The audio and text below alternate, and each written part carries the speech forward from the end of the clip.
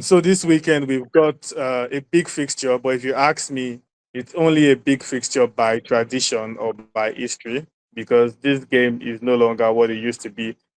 About a couple years ago, this game used to decide who would go on to win the title or who would show that he wants to win the title more. But now it's just probably bragging rights and even 3 points for survival. If you ask me, Victor, how far off has this fixture fallen compared to the early 2000s?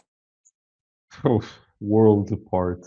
I mean, okay, Arsenal have at least been challenging again at the top of the league in recent seasons, but it's still a far cry from the days of like Bergkamp and Henry and Pires, right?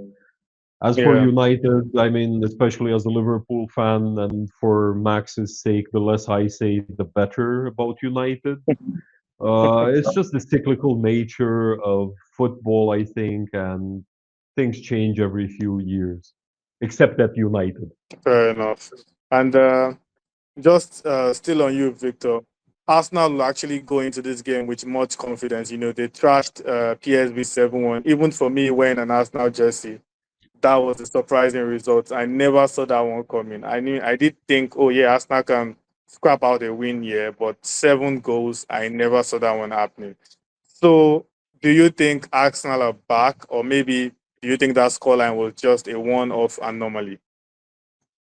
We keep throwing back around all the time, and in some Yeah. cases it's warranted, and this might be warranted as well. I mean, for all I know, I might be wrong, but I don't mean to sound condescending. I see it as an anomaly. I see it as a one-off thing. Arsenal Yeah. don't have the attacking power for this to be an accurate result. The weird thing is PSV, they're not that bad of a side to concede 7 goals to a team without an attack, not without a striker, without an attack. Um, Things sometimes just click. They did on Tuesday for Arsenal to a great degree. Can we realistically expect them to score 7 against United? No, I don't think so. Fair enough. Over to you, Max, and let's hope that your answers will be very, very objective. So, yeah, so Max, here's a quick one. So, United might have struggled this season, but one thing we need to admit is that they know how to grab wins against the so-called big sides. Bigger sides. I remember when they shocked Liverpool with a draw, and they beat City, comeback victory as well. Do you think United can beat Arsenal at the weekend?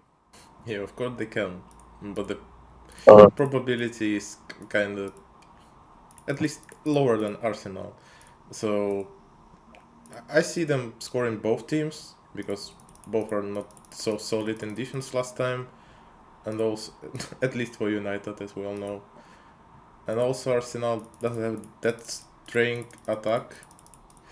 Uh, I want to see at least a draw here, but most likely Arsenal gonna scrape the win. yeah, fair enough.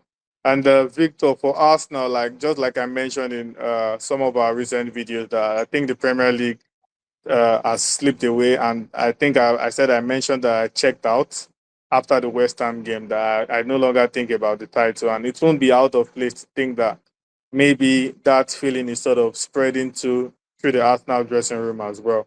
If Arsenal have just their pride and second place to play for, do you think that might reduce their hunger in a game like this? I mean, if I'm Arteta, I would be pissed off about that, right? Yeah. He came out and he said over his dead body he hasn't accepted defeat in the title race. And at least in terms of public image, that's the way to go about it, obviously. So Arsenal being less hungry shouldn't happen right now. But you could Yeah. also argue that they might want to focus rather on the Champions League right now, right? So could be rotating and resting players with that in mind. Should it happen? Maybe not. Will it happen? There's a fair chance of that. Yeah, fair enough. And Max, here's a very perspective based question. There's no right or wrong, actually, just your own thoughts and what you think. And I think I would like both of you on the call to answer it. Yeah. But we're starting with you, Max, as a United fan. Do you think United are actually better or worse under Amorim? Uh, I can't really say that because he didn't have a preseason practice with a team. He just joined. At least he beat a couple of big teams. So I'd say he's not worse at least. So next season we can talk about it seriously when he'll have with team at least a couple of months of training doing his stuff because we saw he can do it with Sporting because we all saw how good they were and how bad they now. So we should wait a bit and then we can say that. Okay, Victor. So, what's your thoughts on that question? Better or worse than under Ferguson, or Better or worse under Amorim compared to Ten Hag? yeah, of course. I was just kidding. I mean, sure, I'm kidding, but have we really seen any meaningful progress at United since 2013? That's the problem. No. It feels faceless and it feels Mourinho maybe. meaningless, even under Mourinho. Yeah. Sorry, Max? Yeah, I was going to say about Mourinho. At least he brought something. Yeah, that's the thing. Even with him, to me, from the outside, without being positively emotionally invested in United, let's say, it feels meaningless. With Amorim, especially compared to Ten Hag, it's not worse, it's not better, it's not even different. That's the problem. To me, as an outside observer, it's just Manchester United post Alex Ferguson to me. You shouldn't forget Yeah. that Mourinho maybe brought championship if City is suspended. Just saying, just saying. True, I true. I personally think United were sort of better under Ten Hag, if you ask me, but that's my opinion. I think they were better. I don't think they were this toothless. I don't think they will go into a game and you will be so confident that they are going to lose and it's just going to play out correctly. I think they were slightly better and they had something. We knew that okay, these are the starters. I think Amorim is still trying to do a lot of tinkering. You know, today he's playing this guy, tomorrow he's playing Zexit, tomorrow he's playing Oilon. Next week he's bringing Chido Obi. He's scrapping for results and he's just doing too much. And also, I still don't agree with how he phased out Rashford. Yeah, Phased out Rashford. absolutely. I don't agree with how he phased out Rashford, someone that was loved, academy raised, and stuff like that. So I think Ten Hag was better, but yeah, at least Ten Hag won something. So we'll have to wait and see. And I moving totally forward to the game, yeah, sorry if I may. I totally agree on the thing about Rashford, and I just wanted to yeah, add it's mm, not just the fact that he's an academy player, it's also the fact that he's an academy player who didn't want to leave. It wasn't like with Liverpool and Sterling back in the day, yeah, yeah, 2014 or 15 or something, where he just wanted to go because of money. He money. wanted to stay, he wanted to prove himself, but I think there's something about Portuguese coaches trying to antagonize one of their new team's stars. You know, Mourinho does that everywhere he goes, and I think maybe Amorim's a bit of a copycat and a poser when it comes to this. Mm. Fair enough. Yeah, I think I agree with you. Well said, if you ask me. And moving over to the game itself, Victor, what key battles or tactical angles can we look out for? Uh, First of all, in midfield, especially Ødegaard and Casemiro, if the Brazilian starts, and I only see one winner out of that battle, let's face it. And I think both teams need to be very wary of set pieces. I think that at the moment, with all the injuries, all the suspensions, all the lack of form, and everything in between, corners and free kicks are the most viable sources of goals for both of them. Look at United and the fact that Matthijs de Ligt has as many efforts on goal as Højlund and Zirkzee, and that's very telling. And it tells you that that happens because of free kicks and set pieces. And it's a similar situation at Arsenal, and it's been that way for the entirety of the season as well. So I think free kicks and especially corners, maybe, I think those will be key for this game.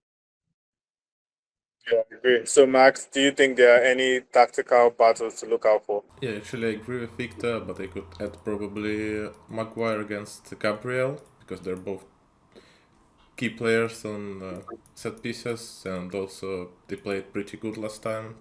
So I think that head-to-head will be solid as well. Yeah, for me, I sort of feel like this game is going to be won in the midfield.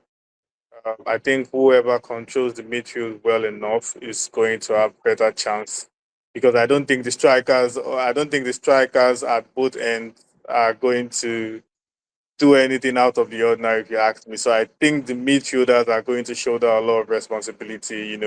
I don't know who plays for United these days, but Odegaard, Rice, they're going to have a lot of work on their shoulders. And if Waneri plays as well, I think his directness is going to play a big role, for Arsenal as well. So I'm not expecting anything from Arsenal's forwards, if you ask me, to be honest. Merino, Trossard, I'm really not expecting anything from them. But the midfield is where I think the game could be won, in my opinion.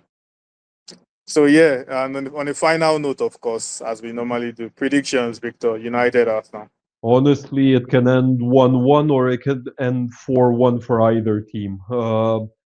I would say under 3.5 goals most likely, and probably a draw, maybe 1-1. Yeah. So Max. Yeah, I was thinking of between 1-1 and 1-2. So if Victor took 1-1, I'll have to to do 1-2 for Arsenal win. Fair enough. Fair enough. All right, me, I'm going for 3-1 in favor of Arsenal. Arsenal to get revenge for the FA Cup and finally beat United 3-1. Um, yeah, I think that's how it's going to end. I don't see United winning this one. I don't see United winning this one. Sorry, Max. No chance. No chance United get anything from this one. But yeah, we will see. I mean, United have a way of surprising you when you expect nothing from them. They have a way of doing just that. So we are going to see how this game goes. There should have been more to talk about in this game, but like we said in the first question, this fixture has fallen so bad over the years. It's not what it used to be. But of course, it remains a big fixture in the Premier League calendar, and we've given our thoughts on how this game could end. We'd like to hear from our viewers. United versus Arsenal. How is this game going to end? What does it mean for both sides? Are Arsenal going to actually put in their best? And is there a chance that we could witness another 7-1 scoreline? We would love to hear from you. We'd love to see what you think and give us your predictions as well. United versus Arsenal. Who comes out on top in this game?